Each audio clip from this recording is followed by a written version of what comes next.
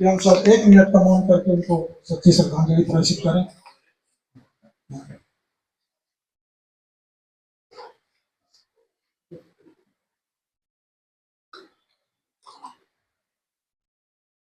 मैं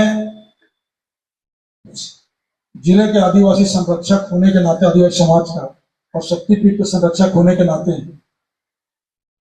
संपूर्ण कोरबा जिला और प्रदेश की तरफ से माननीय श्री शिबू सोरेन जी के, जिनको दिशम गुरु और गुरु जी के नाम से प्रख्यात थे, उनकी कहानी, उनके संघर्ष और उनका इतिहास आज पूरा देश में विश्व जानता है। ऐसे योद्धा महापुरुष आज हमारे बीच नहीं है। मैं आप सबसे आग्रह करूंगा कि हम आज के इस प्रेस वार्ता में 1 मिनट का मौन धारण प्रेस के साथियों के साथ करना चाहते हैं। तो आप सभी से आग्रह है कि 1 मिनट का मौन धारण करें।